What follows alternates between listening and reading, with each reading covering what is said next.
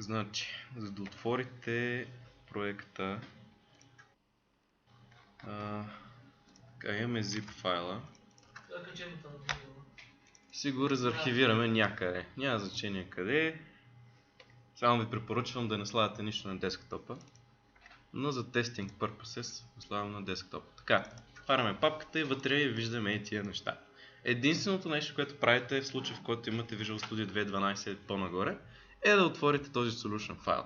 В момента, в който го отворите, ще ви се отвори нов прозорец, нова инстанция на Visual Studio и ще ви се отвори проекта. Сега обаче, проблемът е, че вие нямате базата. И ако го пуснем това без база, сега ще изтрия, за да видите, че ще стане зле, ще ви даде грешка. И затова съм сложил ето този phonebook.back. Back идва от backup и тези backup по принцип се правят на сървъра автоматично, на всеки там еди колко си часа си се пазят и е много добро, защото веднъж се случи, тук ми прекъсна кабел, веднъж се случи така, че на работа един колега беше успял да изтрие таблица с 20 000 записа, без да иска, не знам какво беше пуснал, кой му беше дал права да го направи и за щастие имаше бекъп от вчера. Така че бекъп е много важен. Така. И е често срещан случай да се трият неща. И отваряте този ORM репозитори CS от C# код. Вътре имате някакъв клас, написал съм ви коментари по принцип на повечето редове, за да се разбира кое какво се прави. Сега, ако натиснем Ctrl F5, би трябвало да тръгне приложението. Па сега ще тръгне, защото аз имам базата. Сега ще я изтрием. Delete. Трием базата. Изтрия, добре. Сега, пак пускам приложението и сега ще кажа един много хубав error, което ми напомня, си пусна това. Чакаме го. И ето, error, сега ще кажа not responding и тук най-горе. Cannot open database phonebook requested by the login. Тоест не мога да отворя базата phonebook. Що? Ами защото я нямам.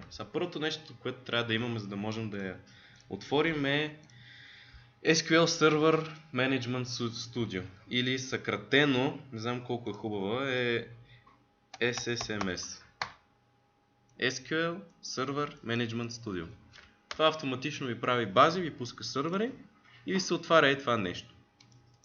Първото нещо, което ще ви се отвори като прозорец е, ако му кажете файл Connect Object Explorer, тук ще ви кажа да създадете нов сървър, буквално ще ви се излезе промпт и ще трябва да направите нов сървър. Казвате му Database Engine, казвате името на сървъра какъв да бъде, препоръчително е точка наклонена черта надясно SQL Express, защото използвате Express версията, която е безплатен сървър менеджмент. И казвате Windows Authentication, което е през Windows машина, директно си влизате. Другия вариант е SQL Server Authentication, ако искате някакви специални юзери и пароли да слагате. Но без това само вие си джиткате, така че просто Windows Authentication. Казвате Connect и това ви прави сега сървър. Като отворим, прави ви SQL сервер, а не IIS сервер, който ви е в Visual Studio Web App. Сега вътре какво имаме? Имаме бази. И както виждаме, phonebook базата няма. Какво правим в този случай? Отиваме на Databases, тискаме дясно копче и казваме, в вашия случай ще е празна тази папка, защото нямате бази. Дясно копче е Restore Database. И сега избирате коя база, само че трябваше From File.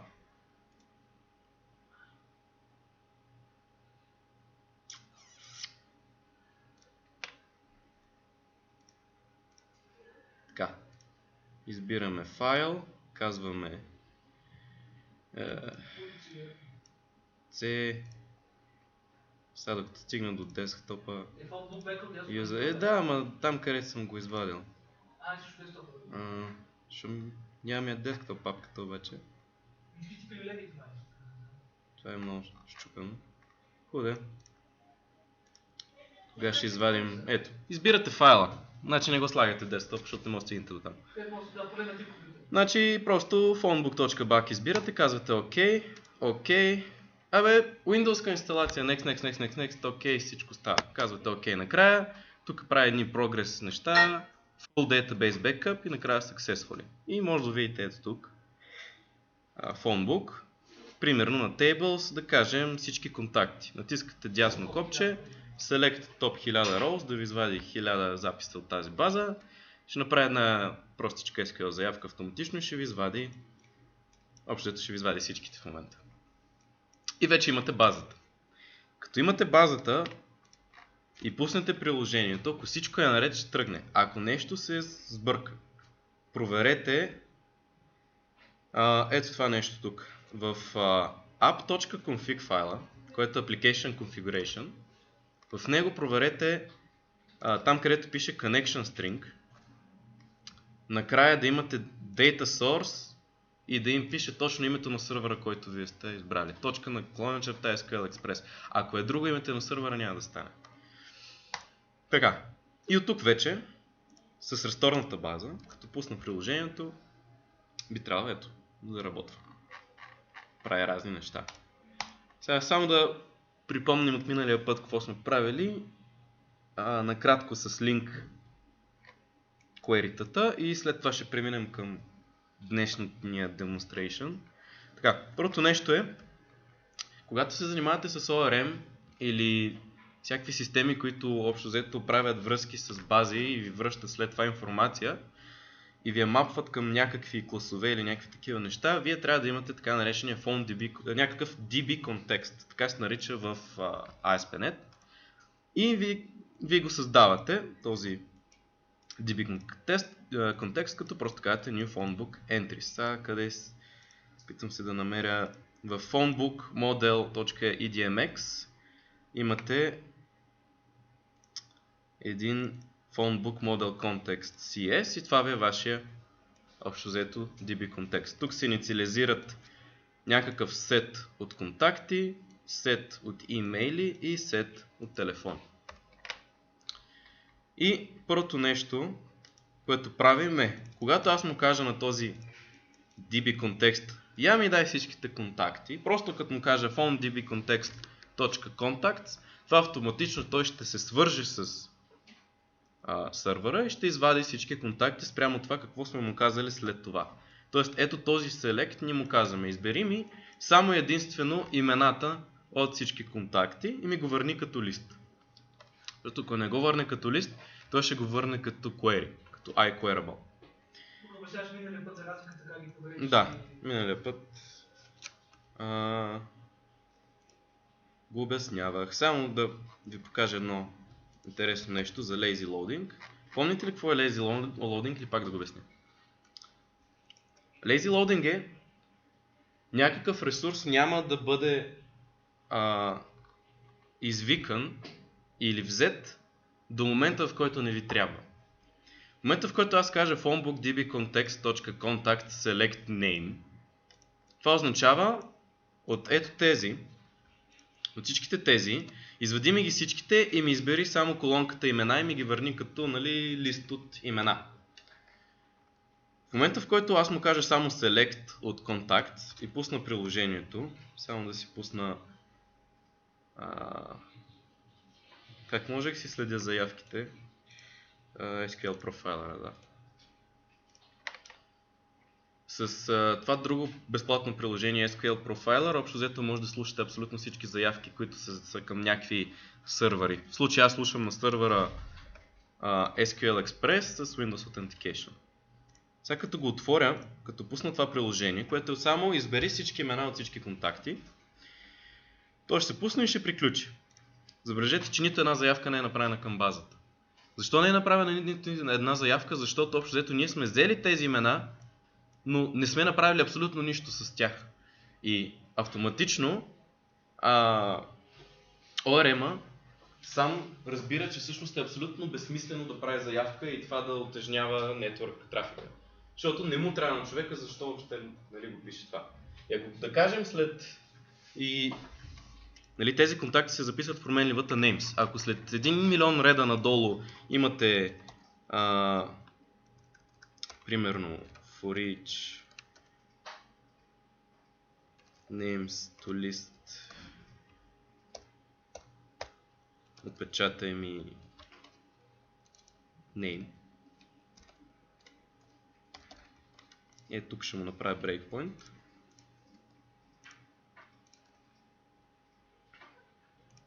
Така. В момента, какво се е случило? Минали сме през ето този ред и сме спряли точно преди да се изпълни този for each, който ще мине по всички имена и ще ги отпечата. Нищо не се е отпечатало на конзолата и не е направена нито една заявка все още. В момента, в който аз му кажа направи ми ги на лист, това автоматично ви прави заявката към SQL. Защото това означава, на него му трябва лист от тия имена. Това означава, че аз трябва да кажа на базата, дай ми сега всички имена и аз в C-Sharp вид ще ги направя на някакъв лист. И оттам нататък вече става печатане. Като не се прави всеки път заявка. Само единствен път се прави заявката и вече всичко се е записано в temporary променливи, където общо се минава по всички имена и се отпечатват на конзолата. Така, това беше за Lazy Loading и това е предимството за ORM. Сега...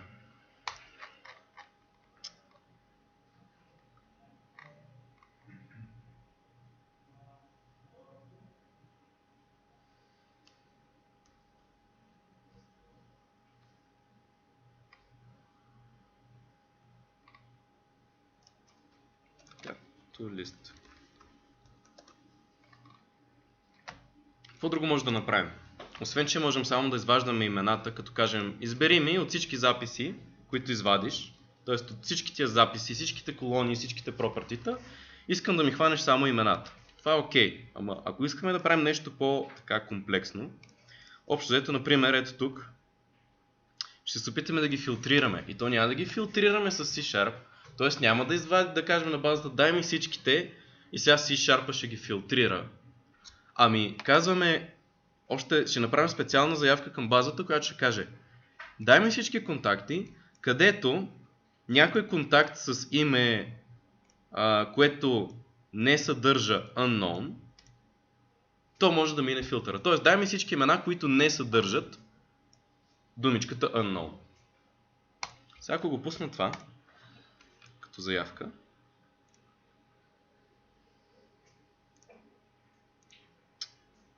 ето как изглежда, като автоматично той ви създава SQL query-то. Select name from DB context where not name like unknown. Тоест, буквално това, което ние написахме на малко по-човешки език, той го прави на SQL заявка и това автоматично ви връща всички имена, които не съдържат unknown. И това е много удобно, защото общо така използвате силата на SQL, а не правите някакви филтрации с C-Sharp. Защото е много грешно, взимаме всички записи и почваме с C-Sharp да ги филтрираме. Защото така забавяме много бекенда на приложението. Това беше доста сила така. Да, общо безсмислено е да го правите, защото... Ти беше споменал, че си разпределил тежестта в едно по-сложно приложение. Да, и там вече за фронтенд и бекенд може да си гледат работи, ама те тук не харесват JavaScript, така че няма да говоря. Някой ден и в JavaScript ще ви влюбим, така ще е споко. Да. Сега, не беше таргетнато, беше просто е така. Хубаво. Какво друго може да направим? След тази заявка какво правим? Казваме, извади ми всички имейли този път, където имейл адреса съдържа Gmail. Тоест, извади ми всички имейли, където са Gmailски. И сега забележете какво правим. Ние тук създаваме общо взето нови анонимни класове, нови обекти. Ние му казваме, сега избери ми тези имейли, които вече са филтрирани с думичката Gmail и от тях ми създай нов, казваме new, създай ми нов обект, защото използваме къдравата скоба, това е от JavaScript notation за object и казваме, този нов обект ще има едно поле name, което ще бъде името на контакта и ще има едно поле email, което ще бъде email адреса, който ние сме получили след филтрацията. Да стане по-ясно, тук ще го breakpoint-на, за да видите. Така, в Gmail Users това е лист. В този лист от 7 неща, забележете какво имаме. Имаме 7 анонимни обекта, т.е. ние не знаем те от какъв клас са, защото ние буквално сме ги създали така, колкото да ги имаме на момента за някаква кратка обработка на данни. И казваме, ето, нулевия е имейла, ключ означаваше property, т.е. някакво свойство. Имейла му е Петър Gmail и името му е Петър Иванов. Габи Gmail с име Габриела и така нататък. Общо всички, които са с имейл, който е от Gmail. И съответно правим нови обекти от тях. И след това може да кажем на този Gmail юзър, който има имейл и name, искам да ми отпечаташ първо името и след това имейл. И работим все едно сме си създали някакъв съвсем простичък обект с някакъв клас, който е буквално... Как ще изглежда един клас, който има две property? Ами 4 реда са това. Името на класа, първото property, второто property. За какво да правим отделен файл, който да има само две property, като ние може да кажем само създаваме нов обект, който да има име и имейл. Само това искам. Оттам нататък не ме интересува. То е JavaScript. Това е Anonymous. В смисъл, то не е JavaScript, но идва от JavaScript. Anonymous Object Notation. Това е много удобно, но не го използвайте много често. В смисъл, то е хубаво, че вие не знаете много JavaScript. Защото ако знаехте много JavaScript, това ще го ползвате нон-стоп. Защото просто това е силата на JavaScript, но е много вредно в C-Sharp. Да. Как се добавя нов контакт в таблицата? Да кажем, че имаме... искаме да добавим новия контакт, който се казва Пешо Стоянов, който е софтуерен архитект в Mentesoft Ltd. Имейли има лист от имейли, които са Пешо Становев Gmail и два телефона. Как го правим това? Ами, първото нещо е, че ние от самия phonebook модел имахме един клас, който писахме за контакти, където става дума за ID, име, позиция, компания, сайт, notes, имейли и телефони. Тоест това е общо взето в базата, ако отворим тук. Имаме email, position, company, сайт, имейли и телефони. Тоест ние имаме три таблици, обаче имаме един единствен клас. Тоест един клас може едновременно да бърка в три таблици, поради факта, че той има тези полета emails и phones. Тоест един контакт, тъй като той има много имейли и много телефони, както ние на смартфоните. Ако запиша примерно на смартфона си Пешо Станов, аз мога да добавя 5 имейла и 16 телефона. Абсолютно същия вариант. Има си име, позиция, компания, сайт, notes и няколко имейла и няколко телефона. Затова се казва iCollection. Тоест някаква колекция от имейли и телефони. Сега готиното е, че когато създавате нещо, не е нужно първо да го създавате в базата. Примерно, този имейл адрес, peshostanov@gmail.com, той не съществува в базата. Няма го. И как ще го намерим? Ами просто казваме New Emails. В момента, в който ORM или C-Sharp върви и стигне до този ред, в който вижда New Emails, той ще изпрати една заявка към базата и ще каже, искам да ми създадеш нов имейл, който има и това име. След това ще се върне и ще довърши цялата история. Същото като дойде тук. Като каже New Phones, той общо взето ще направи една заявка, в която ще добави телефоните и след това ще се върне да довърши контакта, за да върже всичките неща. Да каже, този контакт има връзка към тези два телефонни номера и този имейл. Сега ако го пусна... Хареса ми обаче фирмата, Mentesoft. Нали? И аз много ми хареса. Едно важно нещо само.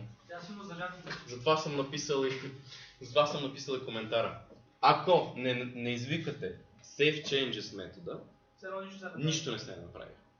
Защото тук нямате такава автоматизация, нали? Защото не е и хубаво. Тя е опасна. Вие не знаете, когато работите с бази, е много опасно, защото вие не знаете кое точно да се запазва, кое да се трие такива неща. Когато искате нещо да сте 100% сигурни, че се е свършило, просто пишете го, пишете накрая Save Changes и си обвързвате ръцете и оттам нататък само програмата може да пищи.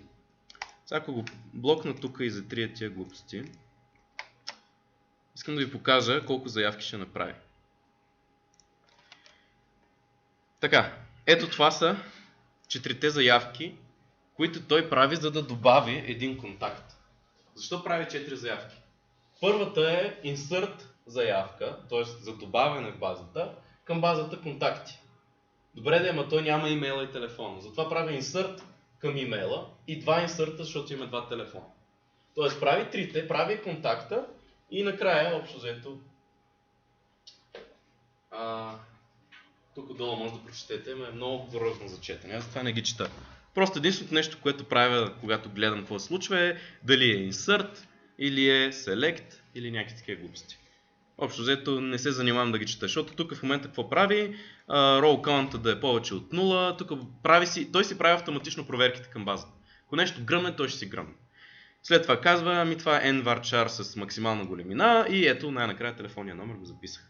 А за контакта представлява следното. Пешо Станоев и имаме, забележете, записваме само софтуерен архитект, Mentesoft и имейла му. Никъде не записваме имейла и телефона, защото на имейла ние общо взето му казваме, че това ще е... Това 20. Общо взето е ID-то на Пешо Станоев в контакт. И ние така правим връзката. Това Gmail е към 20-тия запис в таблицата контакт. Но вас това не ви пука. Въобще не ви пука какво се случва. Има човек, който се занимава с базите, има човек, който се занимава с сървърите. Ако нямате такъв, напускате фирмата. Защото вие просто не сте системни администратори. Ако няма кой да ви направи сървъра и тия неща, просто абсолютно няма как да ви накарат вие да ги правите тия неща. Ако ви карат, това е не знам каква фирма. Познавам много такива, за жалост. Дето плащат веднъж на 5 години за системен администратор и оттам нататък какво се случи. Сега, какво прави First or Default? Това е, ще ви намери първия запис по някакъв филтър, който вие му кажете. Ако този запис го няма, ще ви върне дефолтната стойност, която най-вероятно ще е 0.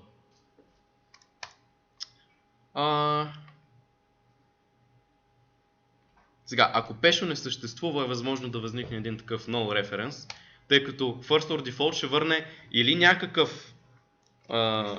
някакъв обект от тип контакт, или ще ви върне null. Защо ще ви върне едно от двете? Ами, защото казваме first. Когато кажем first, той ще извади първия и ще го мякне към контакт. Обаче, ако не намери такъв по този даден филтър, той накрая ще каже, щом няма такъв, искам дефолтното. А дефолтното на къстъм обектите е null. Просто празен обект. Както в nullable типа има метод value default и value ти дава null. Затова ние тук трябва да проверяваме дали Пешо не е null. Защото ако Пешо е null и му кажем pesho.phone, а той е null, какво ще се случи? Ако имате един обект, който е null, ето, кажа тук var p е равно на null и после му каже отпечатай ми p.name. Ами то още на компилация тук, защото има precompile Visual Studio. Но ако сте с някаква бъгава среда за разработка, тук може да ви се компилира, да кажем. Но принципно с precompile в момента то ви крещи тук, няма как да направиш null, не знам какъв е типа, а пък тук ви казва cannot resolve symbol name, защото към null няма как да кажете дай името на нещо, което не съществува, нали? Така, добре. Това беше за ORM. Общо взето ORM, пак повтарям последно, се занимава с връзката към базата и да осъществява качествени връзки и най-важното е, че той ви прави процедури.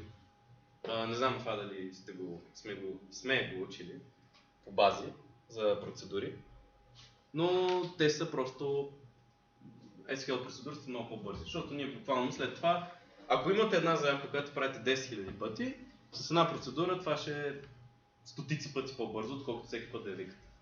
И ORM-а, независимо дали е C-Sharp, Java или някой по-културен език, като тия двата, автоматично той ще прави процедури. Ще провери кода, ще види, че я правите много пъти тази заявка и ще направи на процедура.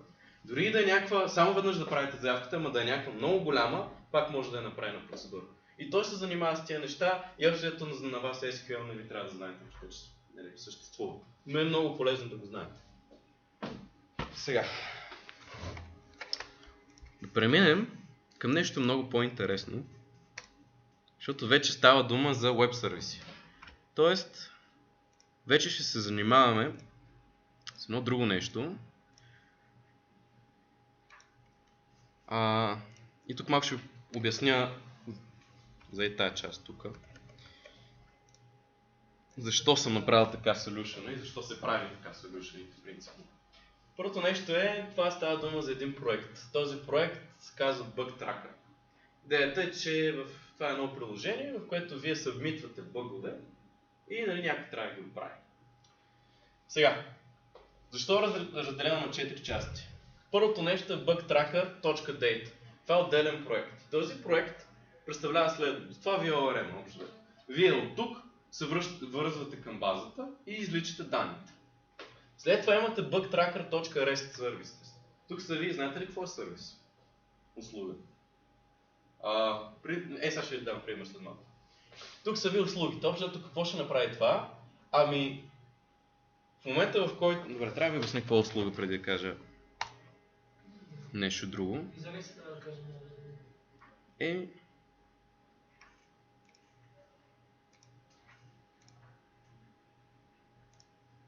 Не това. Това исках.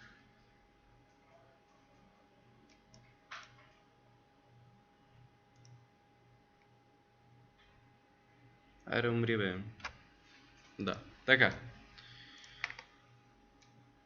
REST услуги. В момента, в който предположете, че това не пише localhost, а ми пише примерно какъв беше нашия сайт? Nubble ли беше? Nubble.bg. Представете, че пише BH, айде. Представете, че пише HTTP, Nubble.bh, API, нещо си.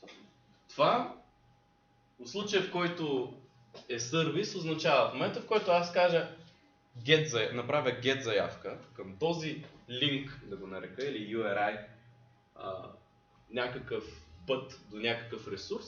В момента, в който аз му кажа вземи ми данните от ето този път, това какво се случва? Аз като клиент, т.е. браузъра, прави заявка към съответния път. Там се намира някакъв сървър, нали така? Аз това ще го направя пак на една хубава графичка, така ще го нарисувам. Имате компютърче. Това трябва да е компютър. И ще го наречем клиент. Тук имате една такава машина с много слотове за много памет. Това се нарича сървър. Сега, в момента, в който аз пратя, как се прави сега? Заявка, която е примерно някакъв get по някакъв път HTTP Nubble.bg, примерно. В момента, в който аз направя една заявка, това означава, че браузъра ми ще изпрати заявка към сървъра. Какво ще се случи? На самия сървър трябва да има нещо, което да разпознава общо взето тия неща и да знае какво да прави. Защото един сървър с някакви си бази нищо не означава. Това е все едно една така, толкова ти може да стане на сървър. Даже моят лаптоп става на сървър, ама локален, такъв за някакви минимални 2 ГБ RAM, което за сървър означава един компютър. Идеята е, че един сървър е нищо, е една кутия, в която имате просто много памет и много голям процесор. Най-препоръчително да имате Xeon и някакви, примерно 256 ГБ RAM, нереални и там 1 терабайт памет, да кажем. Няма значение. Важното е, че сървъра не е нищо, освен една кутия, която общо да може да има някакъв нетворк, да има някакъв път до нея, някакъв такъв път. Сега идеята е, че какво ще се случва с това, когато клиента направи заявка, това вече трябва да е някакво приложение да върши цялата тази история. Това се нарича вече бекенда, защото е зад стената. Зад стената това е като нали там, може да кажете китайската стена, берлинската стена, каквато искате стена. Но имате стена. Нормалният потребител знае само за тази част. Той не се интересува тук какво се случва, какви са тия магии, какви са тия идиоти, да ги правят тия неща. Важното за него е като цъкне там Flappy Bird и направи high score, това да се отбележи. Ма как се случва това нещо, той не знае. Той не знае, че от телефончето му се прави пост заявка към сървъра на Flappy, там на Facebook и там каквото е. Там прави се запис и се връща обратно респонс. Винаги, когато правите request, абсолютно винаги имате респонс. Абсолютно винаги трябва да имате респонс. Не е възможно да нямате. Дори сървъра да е блокирал, да е изгорял, да има пожар или да го няма въобще, винаги имате респонс. Имате няколко различни видове респонса. Имате 1 звезда, 2 звезда. Да, само да припомня. 3, 4, казвам звезда, защото няма значение какво е нататък. Може да е, най-често сте виждали 404, което е not found. Най-готин автобус 404, който в принцип трябва по дефолт да е not found. Какво означава петиците? Петиците е internal server error, т.е. това означава проблема не е при вас, проблема е на сървъра. Всичко, което е 400, или е проблем с заявката, или е проблем с бекенда. Примерно, ако аз пратя заявка към nbg Богомил, най-вероятно ще ми каже няма такова нещо, но found. Тоест проблема е, че аз съм написа някакъв тъп път. Ако напиша nbg и ми върне 404 not found, това не означава, че не съществува. Това означава, че на сървъра няма какво да ми върне. И ми казва not found. 300 беше redirection, 200 са окей. 200 е окей, 201 беше не знам си какво си и единиците не ги знам какви са. Никой не ги ползва и без това. Това не съм го казал. Ползват ги, просто не знам за какво са. Не помня вече. Ако ми потрябва, го гугълвам и това е. Смисъл, така се работи. Без Google не съществува. Да, съм качил и стандартите нещо, там са писани цялото. Да, и те са качени в сайта. Moodle. Moodle, но не си мислете, че трябва да знаете всичко. Това само в университета ви го искат. Принципно не знаете нищо. Отидете, гугълвате половин ден и 15 минути пишете. Тук само разкарвам два в Einstein. Първият Einstein каза по образование, това просто стана се образование, просто учили в училище. И второто е анекдот, когато отива на гости на Едисон и Едисон се оплачи, че не може да се намери асистенти. Той видя какъв искате за асистенти. Разстоянието железопътна линия от Чикаго до Ню Йорк. Температура на града на еди кой си метал и така нататък. Той стига до тези въпроси, аз той казва, без да чета повече, от сега си свалям кандидатурата. Всичко това може да вече може да чета. Да. Хубаво. Къде бях? Добре, сервис. Когато имате някакво бекенд приложение на сървъра, било то веб сервиси, вече след малко ще обясня това, или било то някакво веб приложение от типа на ASP.NET или WebMVC, което ще учим принципно. Трябваше да учим принципно. WebMVC на C#. Но принципно WebMVC вече е абсолютно заменено с ASP.NET. И още колко лекции ще имате? Мисля, че 3. 3 ли са лекциите до края на конференцията? Тази са 3, да. С тази са 3? Да. Можем се постараем някакви неща да направим. Това ще ви пише във Facebook. Така. Когато правите една заявка и имате бекенд, да кажем, в случая сега какво ще направим? Ще пращаме някакви заявки към някакъв сървър и той ще ни връща всички бъгове, които са качени на този сървър. Сега, какво означава REST? REST означава, това е много важно да го знаете, защото на всяко едно интервю за Web Development ще ви питат. Пък и дори да не е за Web Development, дори да е mobile или какво ще да е, всичко, което има network в него, ще ви питат какво е REST услуга. REST услуга, имате един път, имате един и същи домейн. Не само в домейна ми е това цялото, едно и също. Единственото нещо, което променяте е дали ще е get, дали ще е post или ще е put, което е принцип на update, или ще е delete. Добре, разбрах. Delete. Идеята е, че имате един и същи път, единственото нещо, което променяте е вида на заявката. Дали ще е get да вземем някакъв ресурс, дали ще е put да променим някакъв ресурс, дали ще е post да добавим някакъв ресурс, или ще е delete да изтрием някакъв ресурс. Тоест това е REST. Имате един и същи път, прави 5 неща.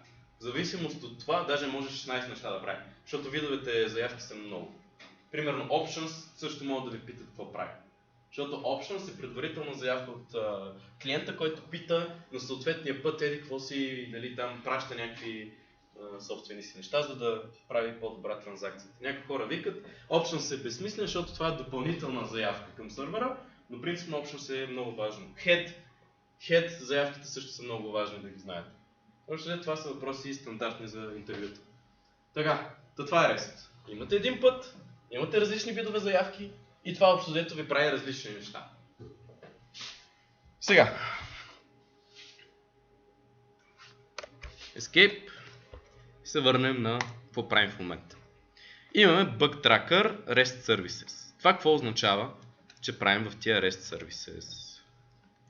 Значи, разбрахме, че, само го направя хубаво, Data ми е общо взето ORM-а, където се занимаваме с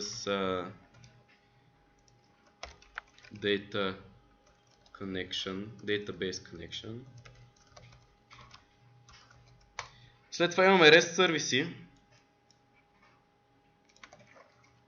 което общо взето ми е бекенда. Тестовете след малко. Идеята сега какво е? О, как лично се вижда. Хубаво. Ако имаме само ORM, какво означава това? Ами ще имам правим връзки с базата. Ще се връща ли нещо? Не. В смисъл нямаме някакъв начин, някаква програма, която да връща информация. Нямаме такова нещо. Единственото нещо, което имаме е отделна програма, която прави заявки към базата. И връща някакви C-sharpски класове, което нищо не означава за един потребител, да му върне person, нали, object. Съответно, ние трябва да имаме едно, затова тук има глобусче, защото това е веб приложение.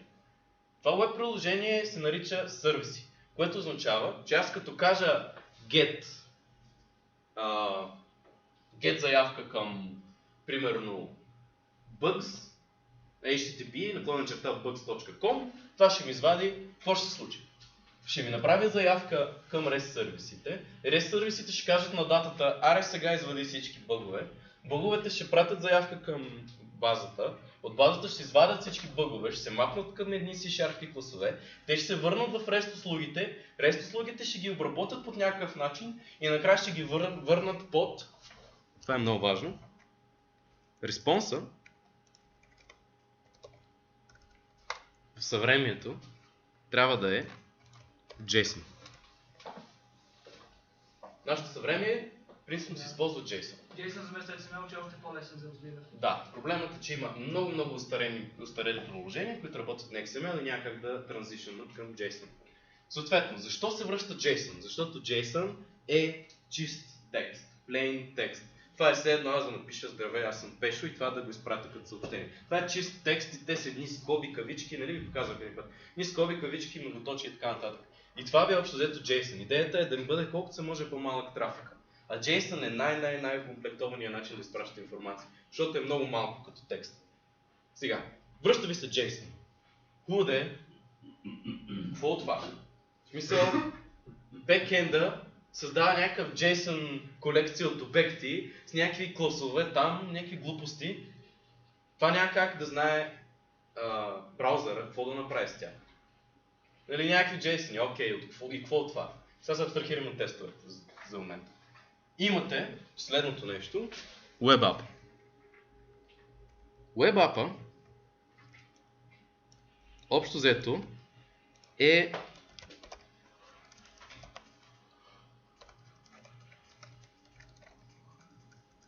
така наречения фронтенд. Моля ви, умолявам ви да не си мислите за фронтенда като HTML, CSS. Фронтенда не е HTML, CSS. HTML, CSS е веб дизайн. Плюс JavaScript. Ама само за минимизация. Фронтенда означава много солидно нещо. Сега ще видите какво представлява фронтенд приложение. Съвсем елементарно е това. То е даже по темплейта, който ми се създава. Идеята е, че е много голямо нещо. Фронтенда има много неща, които може да оптимизирате, бърз достъп на ресурси, JavaScript да прави много неща, темплейти и такива неща, такива, които общо с HTML, CSS не може да направите. Пак припомням, HTML е Hypertext Markup Language, което означава, че HTML е един скелет. Представете си наистина един скелет, както правим макет на къща. Макета на къща не е къща, нали? Не могат да живеят в макет на къща, който е 20 см. Обаче, ами така е, защото след това какво се случва? Идват строителите, взимат макета и построяват къщата.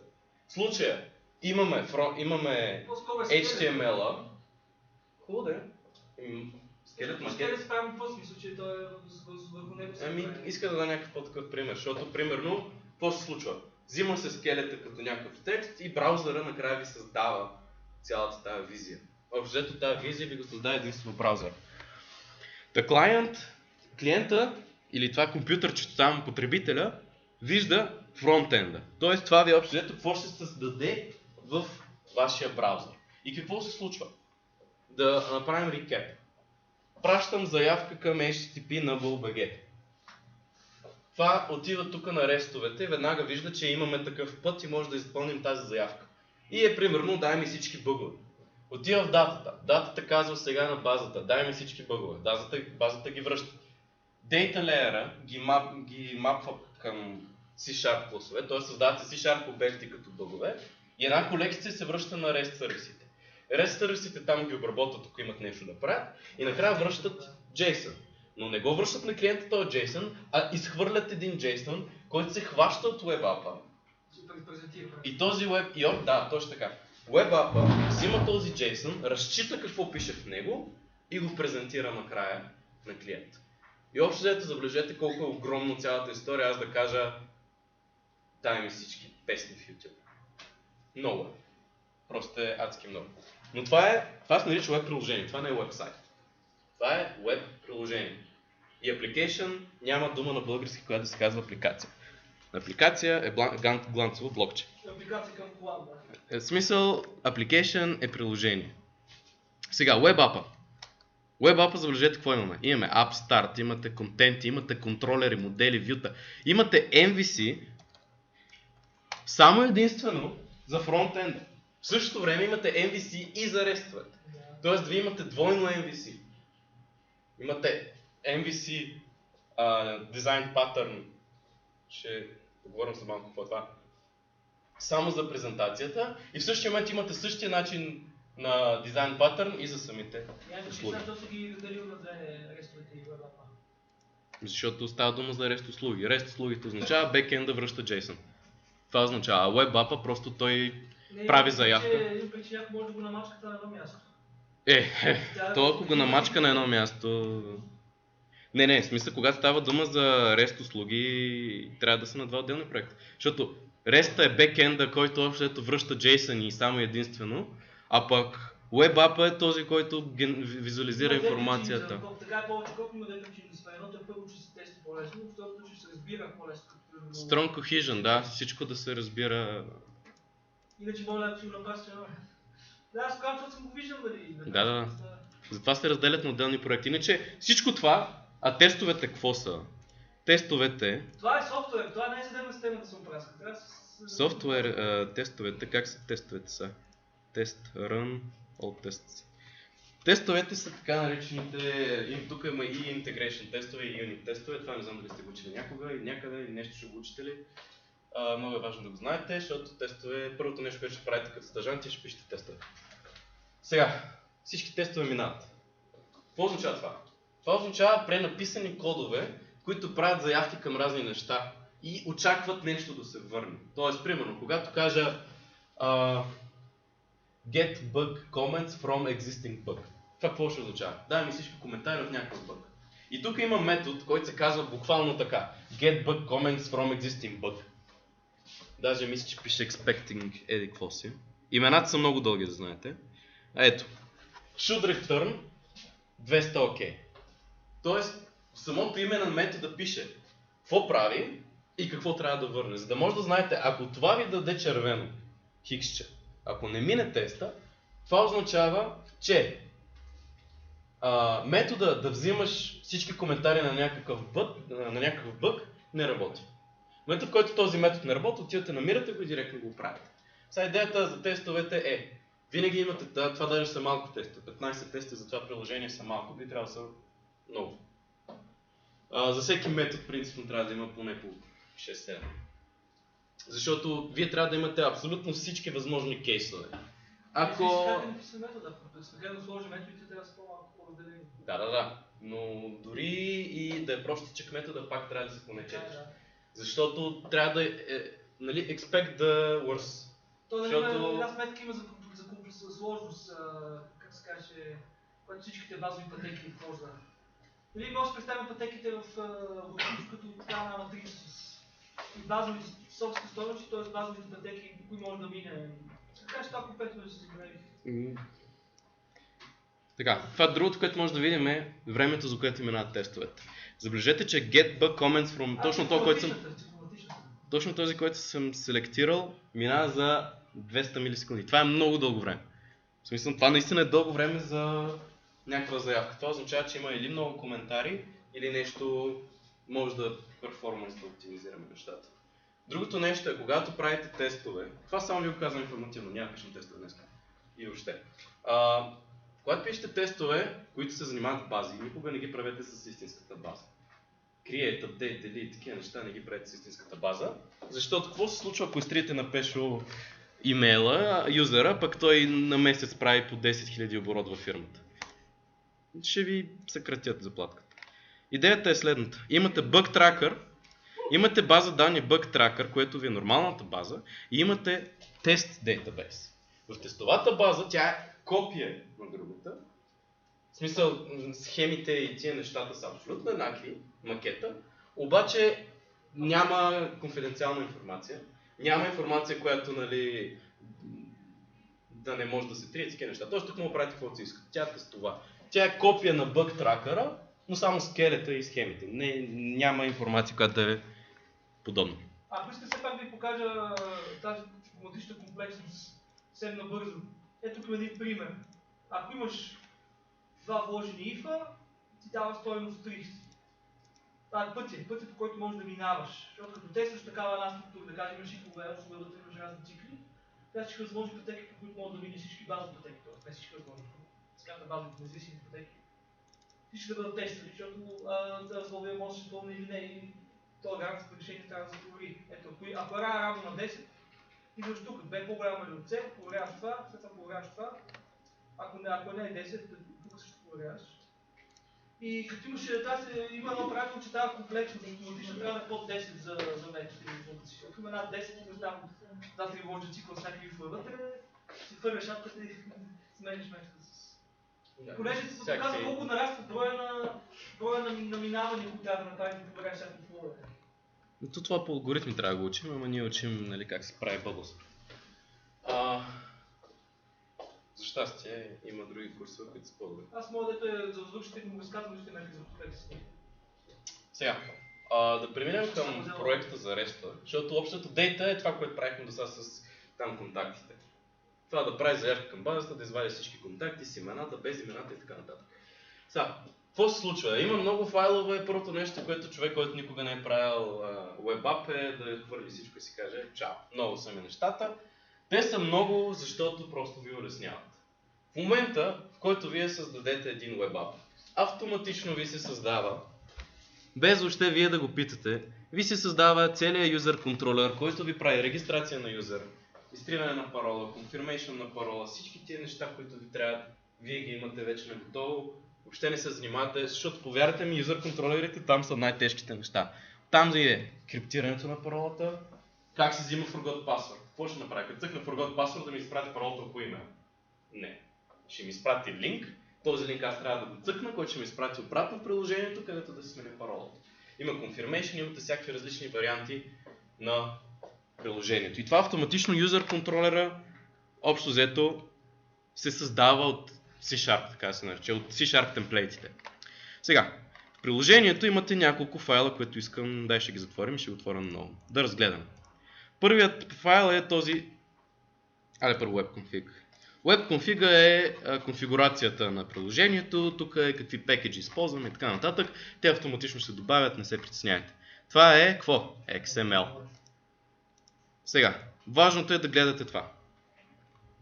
Когато видите такова нещо, за да сте сигурни, че всичко работи, гледате пак така наречения connection string. Трябва да сте сигурни, че data source ви е SQL Express, сървъра ви е на SQL Express и системата ви е SQL Client, т.е. използвате SQL клиент и базата ви се намира на сървъра SQL Express. Как се казва базата? Казва се BugTracker. Това е важно, защото ако го напишем с още едно S или ако напишем обратна черта, ще замре. Просто всеки един символ има значение. Другото е стартъп. Стартъпа какво е? Стартъпа това е първото нещо, което се извиква общо взето. Когато пуснем приложението, първият файл, който се извиква е стартъпа. И какво се прави тук? Тук се конфигурира на OWIN асемблито и прави някакви глупости, не се интересувате. Тук обаче имате database, set initializer и тук казвате миграции на бази и данни, latest version, тия миграции, знаете ли какво са? малко надълбоко се навлиза тук. То ако не влезе надълбоко, няма да отиваме и на плитко. Защото... Айде, няма се занимаваме с миграции. Добре, тук инициализира базата. Няма значение. Може да го кажете? Не, няма. Така. Че са зелени хората. Имаме AppStart. В папката AppStart са ви началните файловете, откъдето се конфигурира приложението. И тук имате този Identity Config. Какво означава Identity Config? Първото нещо, което разглеждаме е... Ето тук са ви валидациите за потребителя. Един потребител, User Validator. Забележете, че User Validator е какво? Има клас, който се казва User Validator и му подавате вътре User. И какво? Да. Тук с Object Initialization казваме какъв ще бъде този обект. Казваме, имаш право да приемаш само юзернеймове, които са алфанумерик. Знаете ли какво е алфанумерик? Алфанумерик са всички букви от латинската азбука плюс цифри. Тоест нямате право на кирилица, нямате право на долна черта, звездички и такива неща. И в момента е false. Това какво означава? Имам право на кирилица, имам право на точка и звезда. Require unique email е false, т.е. не е нужно да е някакъв уникален. Тук въобще автоматично си прави след това валидация. И имате password validator. Това е може би по-важното. Password validator, забележете какво е. Required length, поне 2. Require non-letter or digit, false. Тоест, дали задължаваме потребителя да пише, примерно, задължително паролата да има поне един специален символ. Има много такива, примерно в банките. В банките или в... Задължително да има цифра, главна буква. Цифра, главна буква и някакъв символ. Примерно сега на Яко ми казаха, трябва да имаш главна буква, малка буква, цифра и някакви символи. Най-смешно, че ако напишеш нещо отворение от наред чек, има по-голяма ентропия от всичките изисквания. Да, ама то после да го пишеш всеки път. Да, има по-трудно да се разпознава как ще И тук имате всякакви requirements, които мога да кажете просто true. Кажете ги true и то оттам нататък работи като хората. Общо взето, тук си се тъпвате тези неща. Тук не се занимавате с user token провайдерите. Filter config няма да гледаме. Web API config. Другото е важно да бъдем също. Да, но искам да мина последователно. В момента сме в Web API config. Общо тук конфигурираме много неща. Тук имаме Suppress Default Host Authentication, някакви филтри, форматиране, мапваме към HTTP атрибути. Всичко това не го пишем. Нито един от тези редове, освен ето този, след малко ще обясня защо, не съм написал. Всички тези редове автоматично са създадени в момента, в който аз кажа искам нов web app. Той ми ги мапва, конфигурира, форматира, добавя ми HTTP атрибутите, даже ми пише и какъв ще бъде, какво ще е ротирането. Тоест аз казвам, че пътя ми ще бъде примерно HTTP, nullBG, наклонна черта API, наклонна черта, името на контролера, наклонна черта, някакво ID. Тук без секшен обаче. Създах той бездейно вече на ID, както е... Това става дума, така правим апита. Това нямаме такова. Това е REST API, тук нямаме нищо. Това е REST сега. Това е REST, това не е MVC. Сервисът в момента. Това е MVC Web App, това не е такова, да. Та имаме следното, HTTP, nullBG, наклонна черта, API, наклонна черта, някакъв контролер ще извикаме. И към стандартно, колко екшен имаш на контролер Колкото искаш може да напишеш. Важното е, че трябва да специфицираш какъв да е метода и при какви условия да се извика. Защото като да ги специфицираш в рута, ICD, как ги разпознава тук? След малко ще покажа. Самото име на метода автоматично го познава. Ако кажа getBugs, това автоматично означава get заявка към bugs. Точно така. Значи контролерът ще се казва bugs, а get ще ми бъде заявка. Ако е post bugs, ще бъде post заявка. А ако се напиша custom метод като... Точно така. Ако напиша някакъв custom метод като ala-bala, той няма да знае как да го извика. И аз мога като атрибут да му кажа, това ще е get заявка към ето този път. И автоматично ми изписам целият път. Така че всичко може да се конфигурира. Просто това е дефолтният начин. Като е важно и тия неща да ги видите. Контролер и ID. Общото контролера означава, че ние ще имаме едни файлове, 3 контролера, 3 C-sharpски файла. Тези C-sharpски файлове, общо взето те ще ни препращат и ще правят заявки някакви глупости. Съответно, те се наричат така наречените контролери. Защото в MVC-то имате следното. Потребителя прави заявка и тази заявка автоматично се хвърля на контролера. Защото контролер е специален файл, който файл прави следното. Той контролира, колкото и банално да звучи това. Той прави контрола над нещата. Прави заявка към модела, за да вземе информацията и после праща информацията на view-то. Тоест, всяка една заявка, която правите, тя се вика към контролера. Никога не правите заявка директно към базата, към модела. Винаги го правите към контролера, защото той може да има някакви допълнителни валидации, може да има някаква форматиране на информация и така нататък.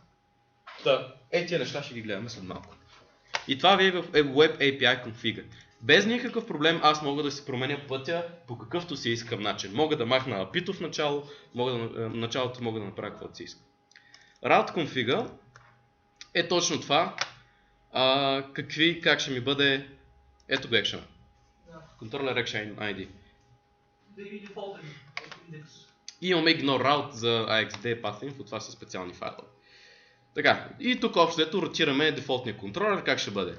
Ще извикаме някакъв клас, метод и ще подаваме някакво ID. Тоест, ако имаме, да кажем, bugs controller. Bugs controller има метода getBugs. Не, getBugs by ID. Тоест, аз искам да кажа, вече си отече, искам да кажа, викам искам да направя следната заявка. Давам му ID на някакъв бъг и той да ми върне този бъг. Това означава, че аз искам Bugs Controller файла, ще направя заявка, която ще извика getBug метода и ще му подаде някакво ID.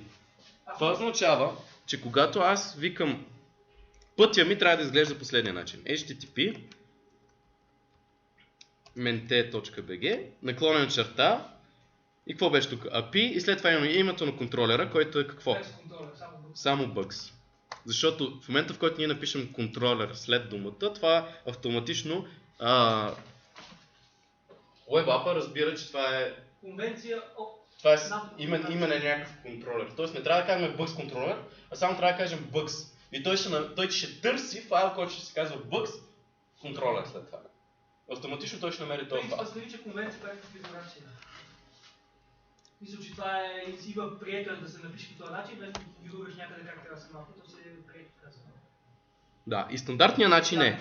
Стандартният начин е следното. Да кажем API bugs, след това да кажем getBug и да му подадем ID примерно 3. Няма значение, че не се вижда. Тук пише getBug на черта 3. Само да кажа нещо. Тук за разлика от това ясно ви мапва автоматично параметъра към ID, който е в аргумента. И си го получавате там директно.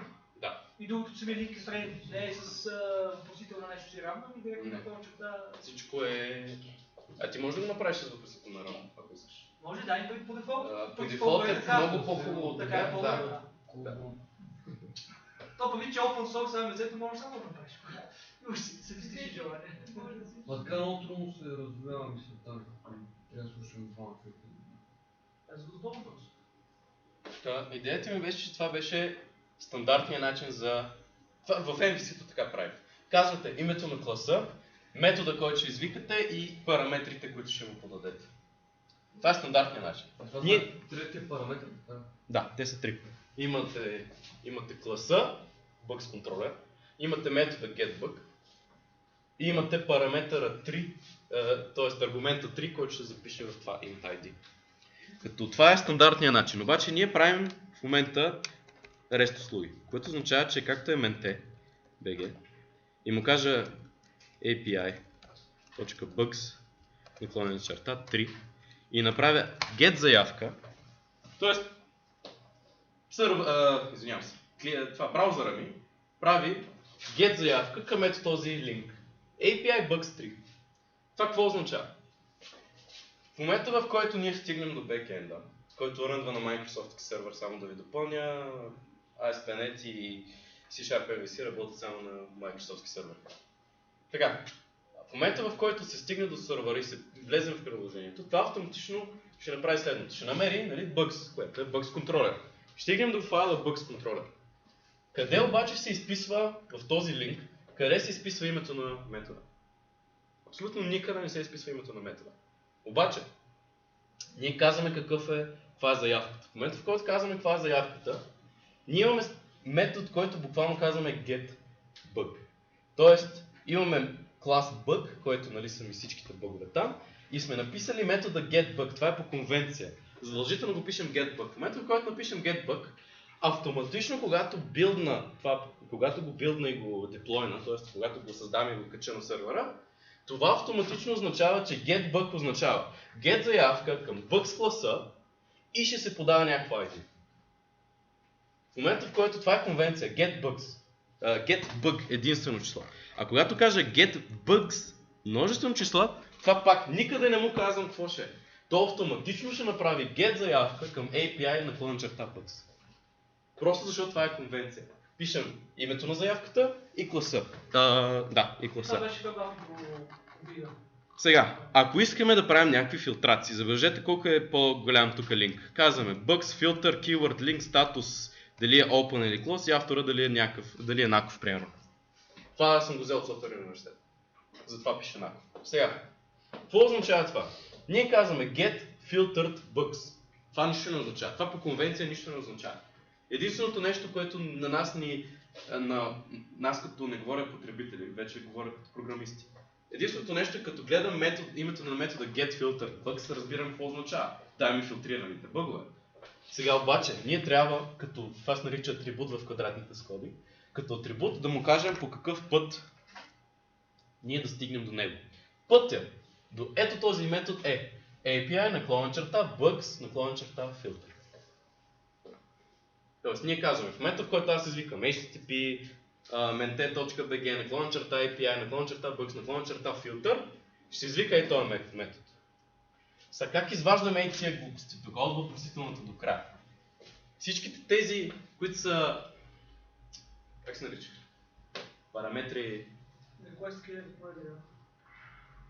Това е като заявка, request query. Те се наричат параметри към съответната заявка, защото след въпросителната всичко, което изброявате, са отделни параметри. Да, но цялото се третира като Raw Dictionary. Да, но ние трябва да го кажем следния начин. Request е специален обект, който представлява следното. Заявката, която в момента идва. Ще те подчертавам. Защото от ReSharper предлага ми нещо друго. ReSharper, ето, ще ме подчертава for, защото ми казва сигурно for each по-добре. И принципно for each по-добре. Не знам, защо съм казал for. Така. Request обекта представлява сегашната заявка. А сегашната заявка е get заявка към ето този линк.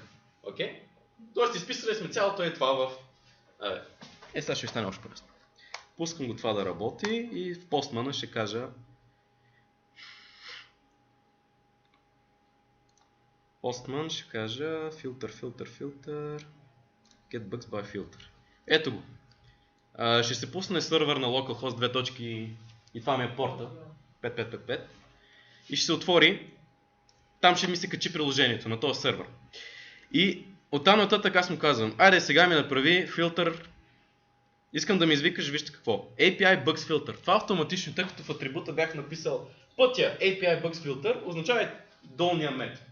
Когато имате атрибут, то означава, че сочи към долното нещо, което напишете след него. Тоест имате атрибути в квадратни скоби и под тях съответно те важат за този метод. Тоест пътя важи за метода. Леле, аз съм от София. Браво.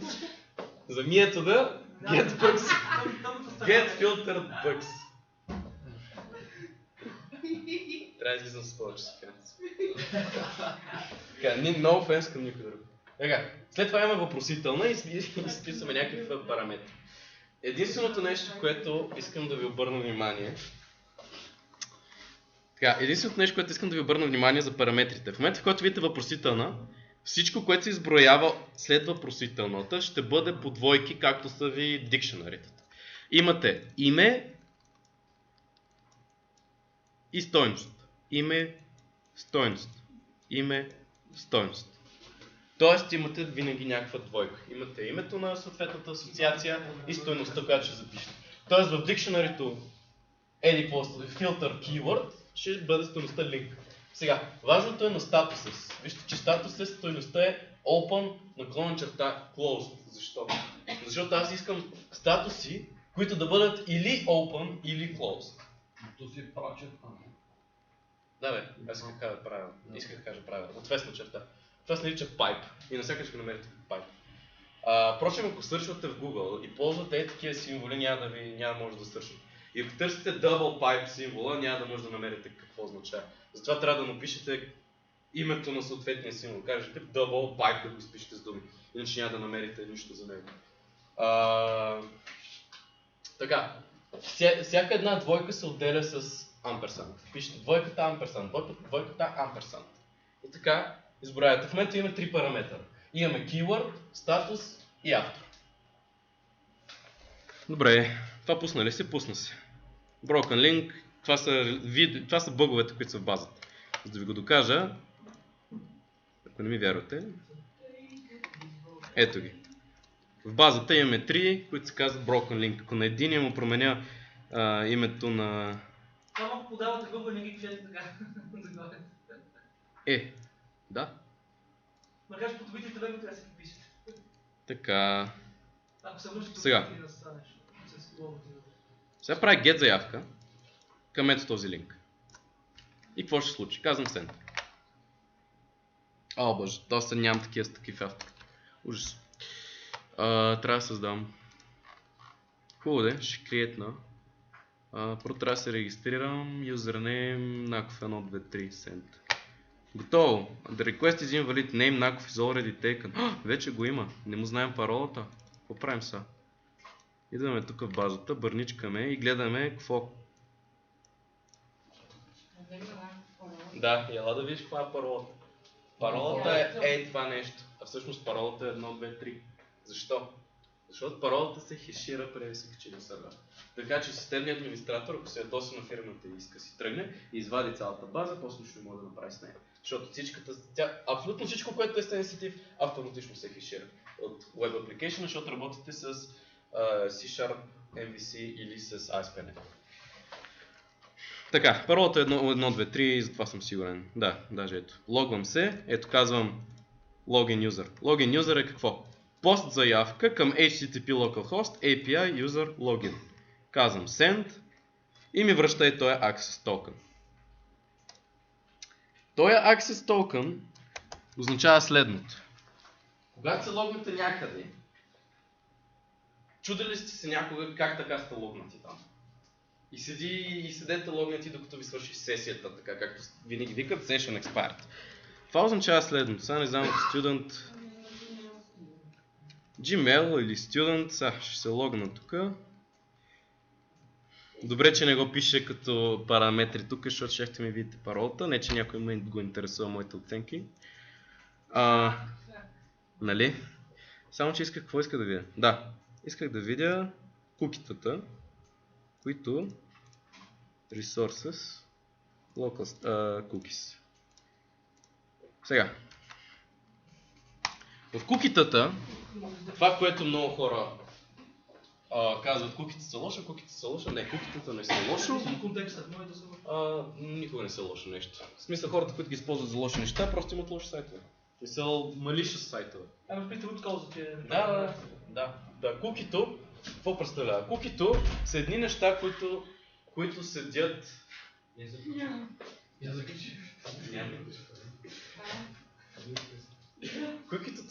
Кукитата са едни бисквитки, буквално са бисквитки, които седят на браузъра при клиента и абсолютно същото куки седи и на сървъра.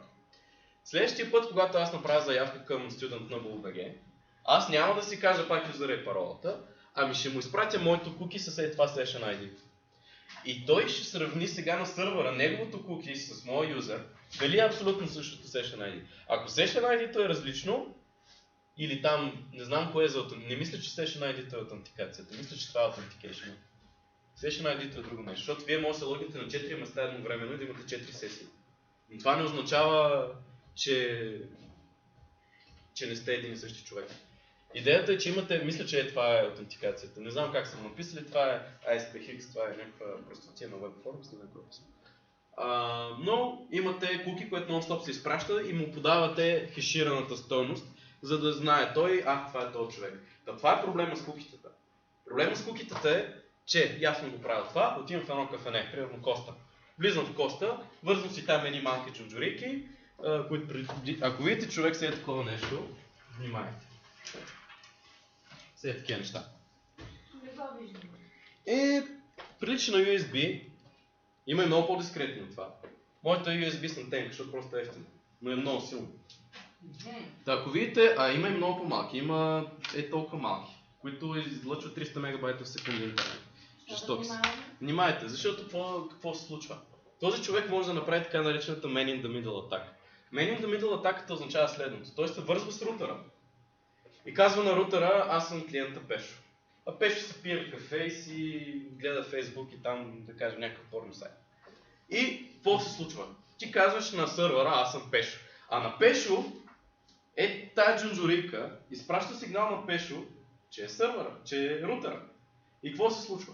Ти се връзваш с Пешо, защото той си мисли, че ти си рутера, а връзваш се и с рутера, защото той си мисли, че ти си Пешо. И общо взето целият трафик на Пешо минава през теб. Каквото и да прави, картинки, пароли, кукита, абсолютно всичко минава през теб. И по този начин, общо взето, той си събира информацията, паролките, кукитата, после може блекмейлва цял живот. Ако този човек някак прави простоти. Да не говорим за sensitive data. Затова използвайте интернет. това е много важно да не ползвате. Ако искате интернет банкиране, използвате мобилен интернет. Просто... Да, между даже ни приятел ми показа как да прави с... някакъв шарка беше. Wireshark. Ето точно с Wireshark. Може и без Wireshark, но той е малко по... Там с една конзола се прави малко по-дебилна, по-добре се вижда. Да, да откраднат кукито, след това може той да изпрати заявка към сървъра и да изпрати кукито и кукито ще каже, ти си Пешо.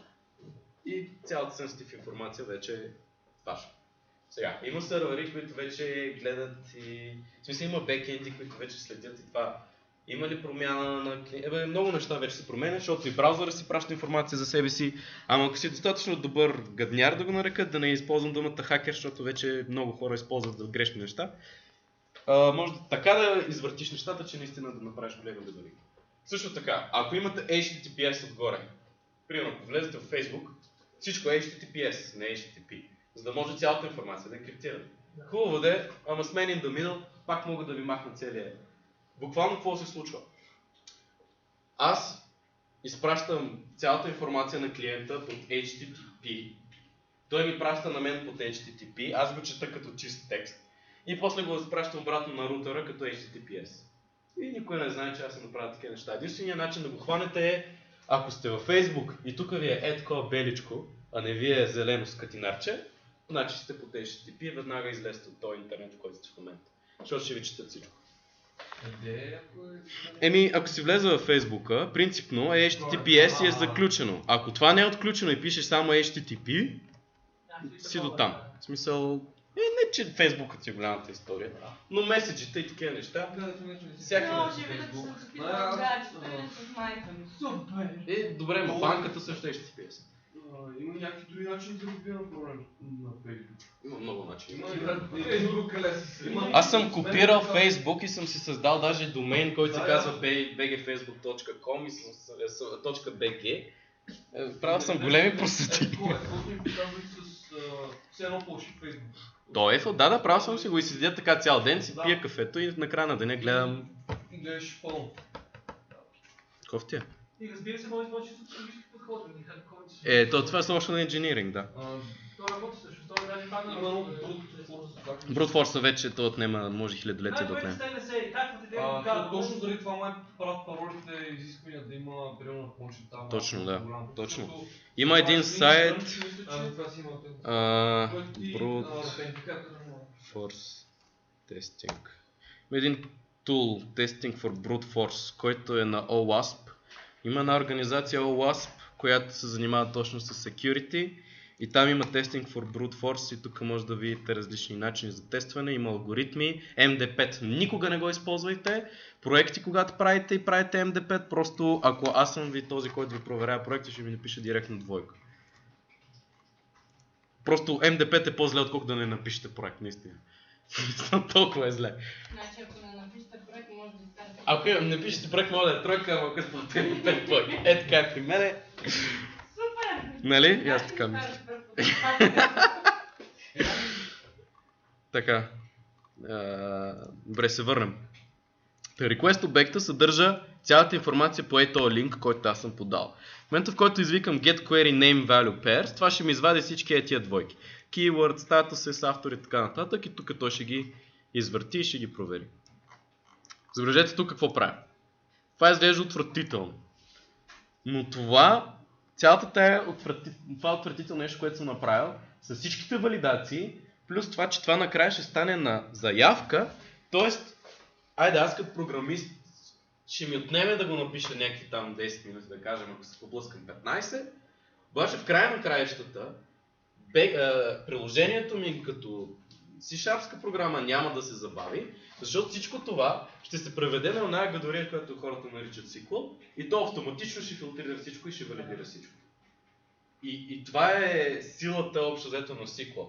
Бърза филтрация, бърза валидация и бързо търсене. Докато вече програмите правят други неща.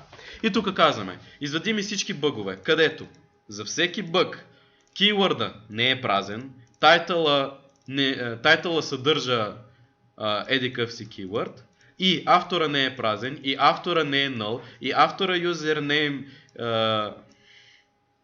тук използвам тернарен. Ако автора не е null, вземи автора username, иначе вземи null, status count да е ако е по-малко или 0, или да е... Въобще адски много валидации правя само с едно where. Това, цялото това where представлява това. Това ми е филтрацията и валидацията. След това казвам, подреди ми ги по намаляващ ред по submit date, т.е. датата на събмитване, т.е. първо да ми даде е последния. Затова е descending. И след това имаме готиното нещо, което е then by. Then by е вторично филтриране.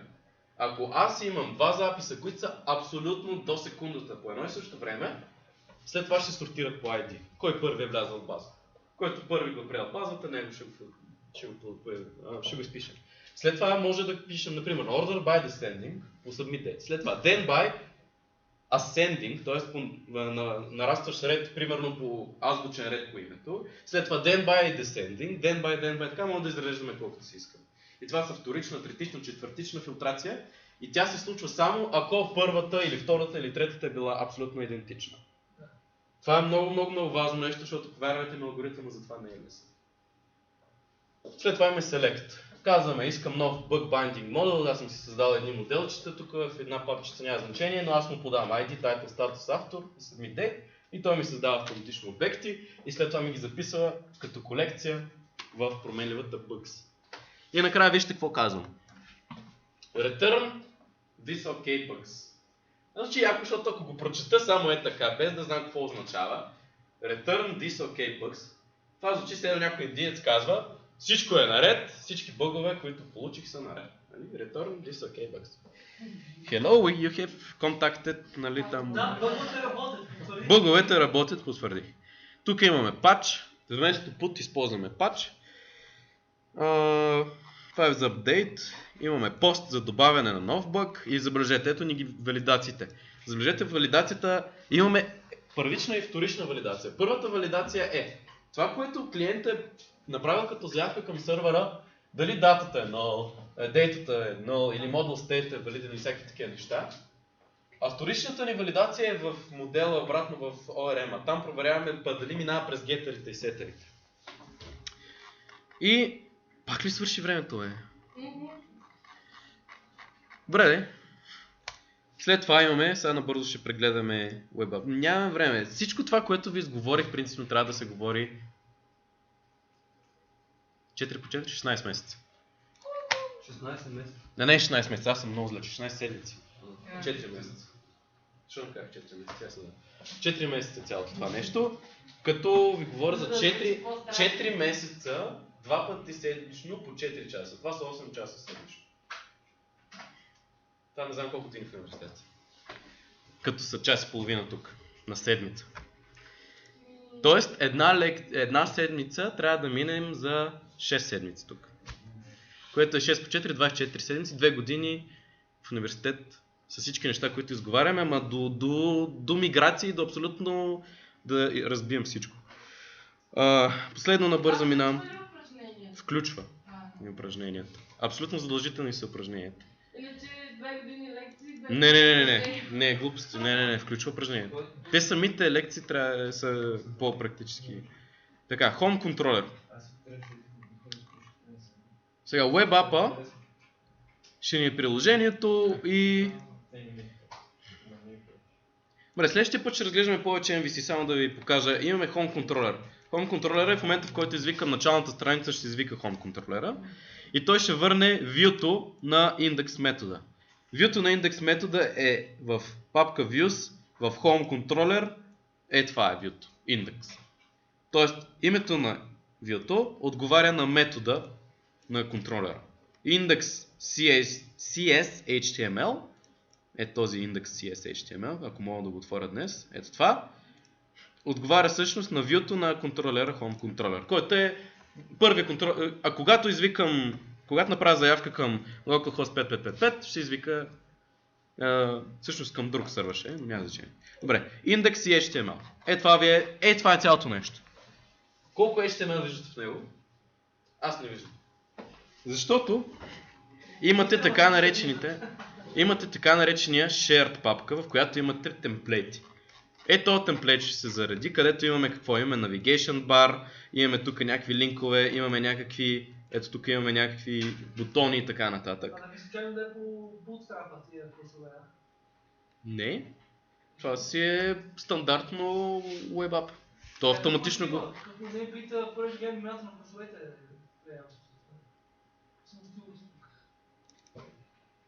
Къде да знам? Аз не се занимавам с тия неща, защото общо взето какво правя, има един човек, който се занимава с тия темплейти неща, аз само бачкам JavaScript и бекенда и това е. Не знам как се правят. Даже ми отне много време, докато успея да направя, да добавя QJS библиотеката. Bootstrap и има и Modernizer, което е Modernizer някакъв скрипт. В индекса какво имам? Аз имам един скрипт, който се казва, има функция вътре make request, използвам промиси, което трябва да знаете принципно задължително е, ако правите JavaScript да знаете промиси, правя Ajax заявка, при success казвам defer resolve и когато resolve правим следното. Правим за всеки един бъг, правим нов div, в който ще има h1 с тайтъла и spam с статуса. И тези дивчета ги апендваме към тага, в който има ID-Bugs, който е този таг. Тоест в този таг ще се създадат много дивове, в които имаме H1 и спамове. Сега ако го пусна, това. Виждате ли как са? Broken link. Ако отворя F12, нали, ако не използвате F12, така, имаме body, направя тук ще му дам inspect. Ето имаме div ID-Bugs, имаме div H1 broken link, spam и така нататък. Сега, ако добавя нов create bug, къде? Submit bug, не by user. Без user. Тайтъла ще е Pesho. Send. Anonymous bug submitted. Що е Anonymous, защото не сме се логнали. Не сме подарили никакъв. Трябваше и да ви показвам кукита и такива неща. Ето го, Pesho. Толкова много неща трябва да се покажат. На кое? Edge не е новия Explorer, имаш Microsoft Explorer на всички Windows 10. Не, говоря за Internet Explorer. Да, Internet Explorer го има и без Edge. Edge е допълнително приложение за бърз достъп, но там няма сертификати. Добре, за жалост, наистина за мен за жалост това беше и може би това ще е последния път, защото аз почвам вече много работа и няма да мога. Защото следващия път ще е WebMVC-то. Да, следващия път някой от вас ще бъде избран